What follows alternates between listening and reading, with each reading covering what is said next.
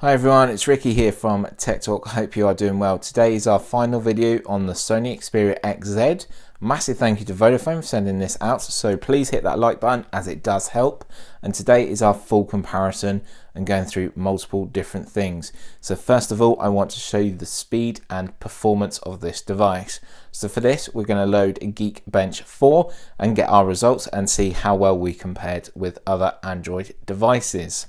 So in the meantime, I have compared this with the iPhone 7 and the link will be up in the description. It will sort of be floating around here, so you can click on that and go and check that out. So there's no applications actually open.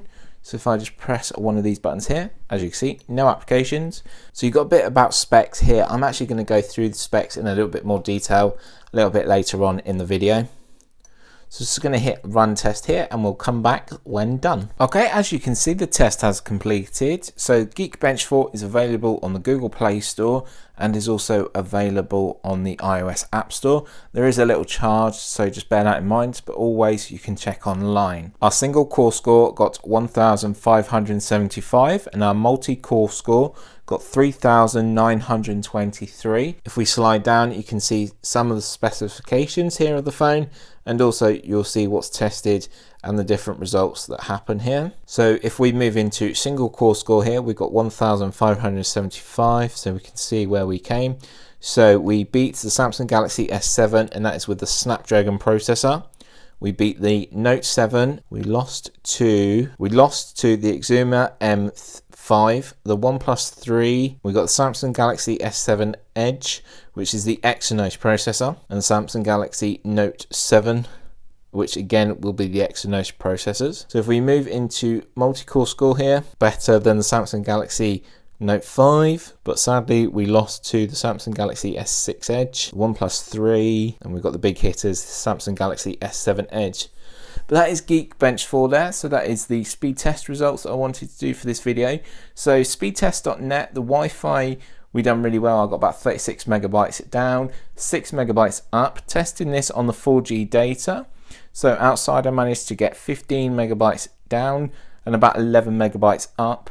That was around in my local area. Here where we are filming, I haven't got any signal at the moment, or as you can see, it's on edge, so it's not working very well whatsoever. So I can't actually bring you that, but testing it, there were the speeds I got and it was very reliable. So moving on and talking about the display and also the speakers on this device. It's a 5.2 inch full HD display, which is 1920 by 1080 in resolution.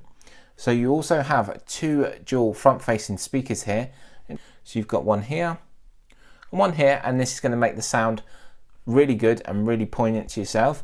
If I just turn it around, on top you're going to find a 3.5 jack.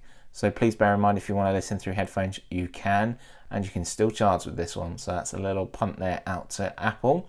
So what we're going to do is jump into YouTube, and I found a 4K track for us to actually listen to, and also a video to show you off this great screen.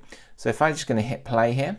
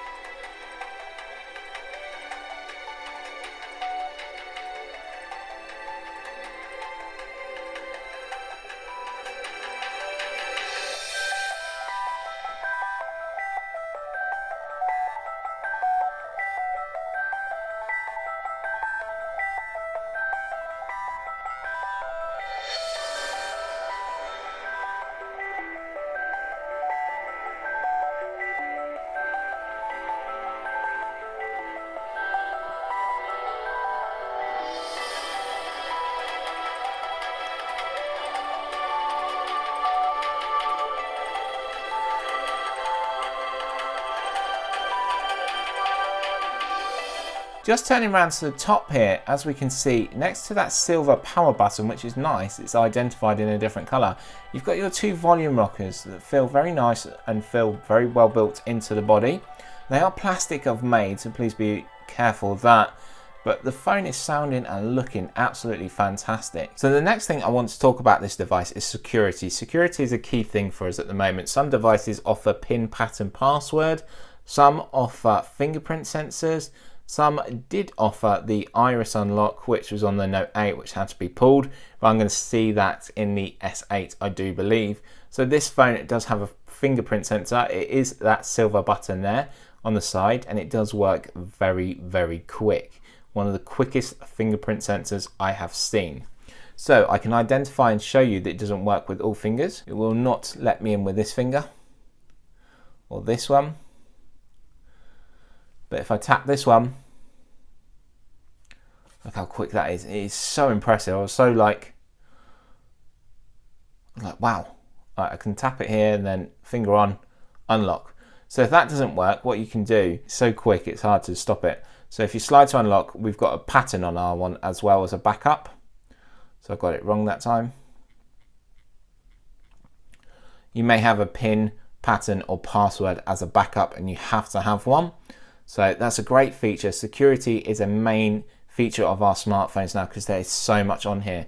So we have banking, we have insurance documents, we have other documents, we have really important work documents, you might have really important personal files, your photographs, your videos are very important to you, and devices want to keep them as secure as possible. And I've never known a device to unlock so quick. It is just ridiculously quick. Well done to Sony for that. I want to talk about around the device and actually go through some of the key specs for you. So looking around at the top, you're going to find a 3.5 jack, and you do have a microphone. So looking to the left hand side here, we can see our SIM card and SD card tray. So this is a nano SIM on this device, and the micro SD can support up to 256 gigabytes, which is phenomenally high. Sliding down here, turning around and looking at the bottom, so if I tilt it this way, this is where you'll see your USB-C charger and a microphone. So I just want to talk about USB-C for the moment. USB-C is fantastic. It's a bit like lightning connection, as it can go in both ways and connect both ways, so you won't scratch or damage your phone trying to get the connection in the right way. All devices will be moving to USB-C. Very annoyed that the iPhone 7 didn't have USB-C, as the new MacBook Pros and new computers and laptops that do come out now all have USB-C connections.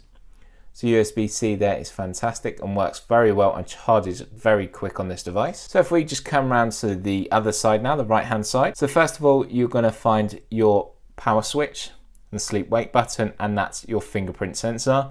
You do have your volume rockers, and you do have your dedicated camera switch there. Turning around to the back, you're going to find that 23 megapixel sensor.